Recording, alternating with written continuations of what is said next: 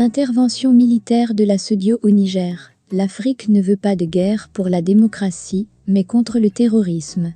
Pour plus d'informations sur ce sujet, retrouvez-nous après le générique. Mais avant de commencer, n'oubliez pas de vous abonner et d'activer la cloche de notification pour ne pas manquer nos prochaines vidéos. Bon visionnage.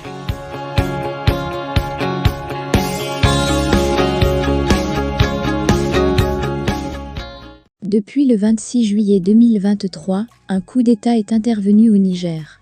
Ce putsch de généraux, dont le chef et initiateur n'est personne d'autre que le général chargé de veiller sur la sécurité du chef d'État nigérien, vient plonger le pays, la zone du Liptako-Gourma dite des trois frontières entre le Mali, le Burkina, le Niger, tout le Sahel, l'Afrique de l'Ouest et l'Afrique entière dans l'expectative, l'angoisse.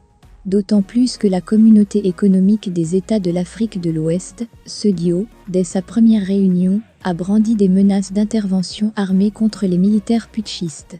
Plus de 3 semaines après cette prise de pouvoir, c'est un champ de disputes, de propos belliqueux, d'évacuation de ressortissants européens, d'attaques d'ambassades, d'annonces de fin de l'aide publique au développement, de dénonciation de conventions, de mesures de rétorsion et de réciprocité qui se présentent au Niger et chez ses deux voisins du Mali et du Burkina, qui se sont engagés aux côtés du nouveau régime militaire.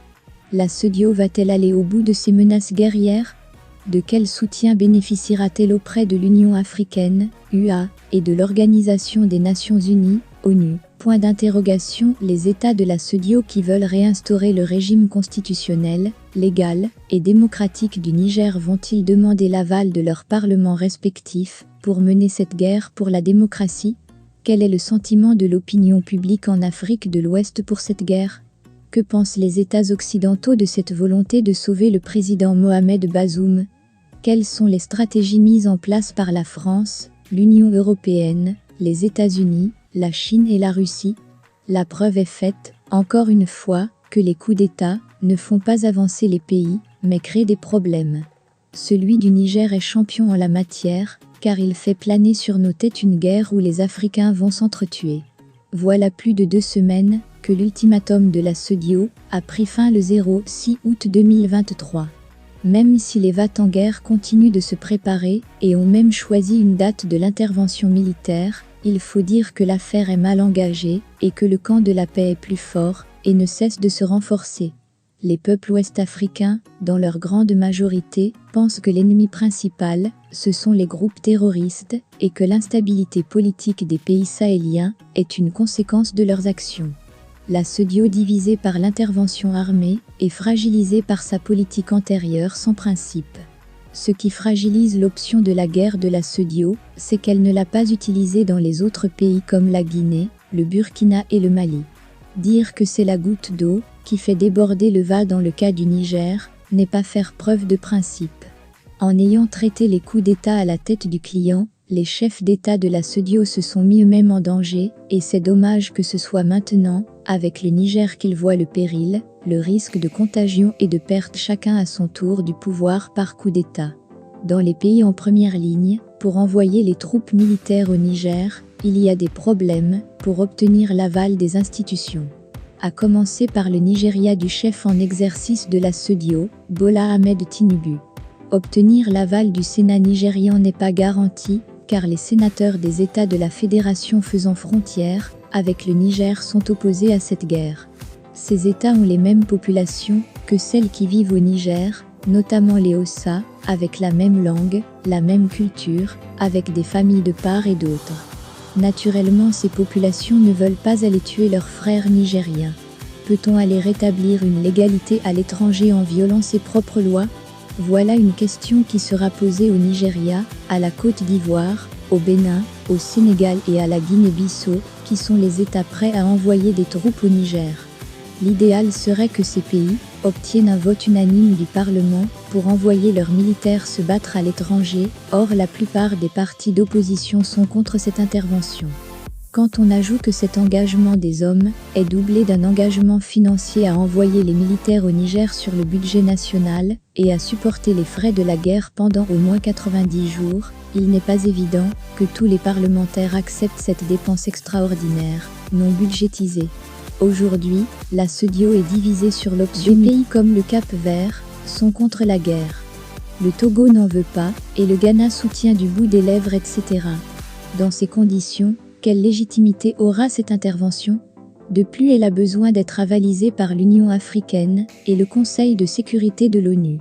L'Union africaine, à travers son Conseil paix et sécurité, vient de la rejeter en quelque sorte après une réunion houleuse, le 14 août 2023, dont les conclusions ne sont pas encore publiées, et l'ONU ne sera pas plus royaliste que le roi en optant pour la guerre. Elle est d'ailleurs en ce moment à Niamey pour des négociations avec les militaires putschistes sans la présence de la SEDIO et de l'Union africaine au sein de sa délégation, pour signifier son indépendance vis-à-vis des points de vue de ces organisations. De tous les voisins du Niger, personne n'est pour la guerre sauf le Bénin et le Nigeria. Le Tchad et l'Algérie sont contre une intervention militaire qui ferait du Niger une seconde Libye. Dans le camp de la paix, il y a les organisations de la société civile qui ont cette angoisse que l'intervention militaire vienne ajouter une crise supplémentaire et d'autres mots au lourd fardeau des peuples du Sahel, notamment les organisations religieuses et les chefferies coutumières qui se sont prononcées contre l'intervention militaire au Niger. On peut citer la conférence épiscopale Burkina-Niger, celle du Togo, et même le regroupement des chefs religieux catholiques de l'Afrique de l'Ouest, espèce de pendant de la SEDIO au plan spirituel, la SERIO qui s'est prononcée contre la guerre au Niger. De même les chefs spirituels et coutumiers du Nigeria, comme le sultan de Sokoto et des cheikhs salafistes de ce pays prônent le dialogue. La coupe est pleine, si on ajoute la voix du régiment ivoirien, avec sa casquette d'ambassadeur de la paix, Alpha Blondy, aux nombreux anonymes.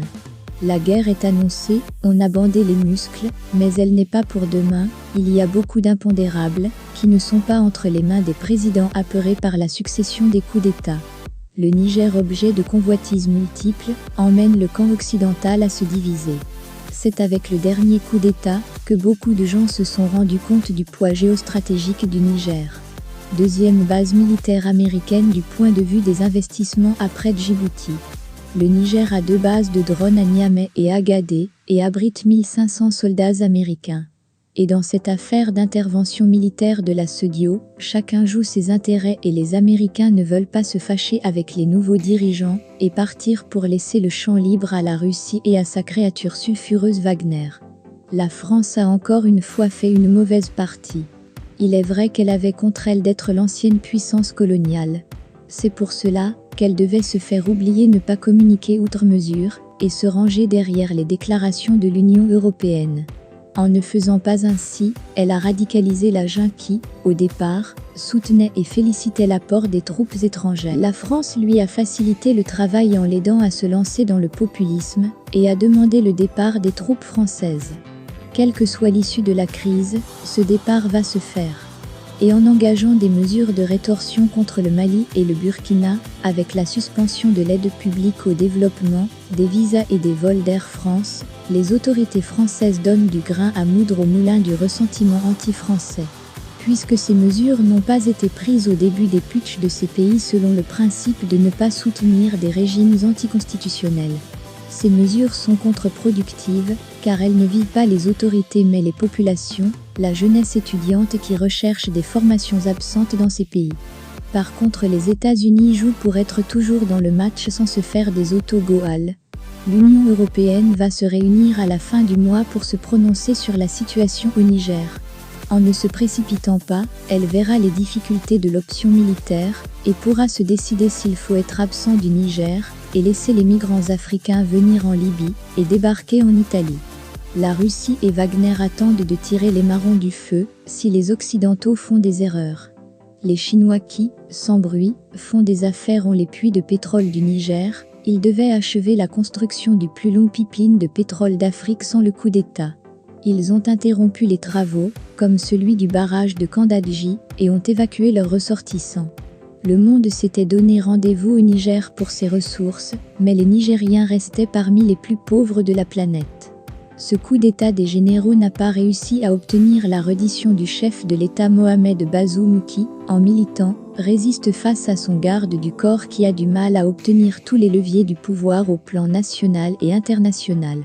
Au plan national, il agite un procès en haute trahison puni par la peine capitale par le code pénal nigérien. La SEDIO doit se dire que nul ne peut se prévaloir de ses propres turpitudes et retisser le fil du dialogue avec la junte nigérienne pour arriver à des transitions, comme au Mali, au Burkina et en Guinée. Il peut arriver que des chefs d'État se trompent. Avec cette décision précipitée d'intervention militaire, les chefs d'État de la SEDIO n'ont pas été inspirés, ils auront fait beaucoup de tort à la crédibilité de l'organisation.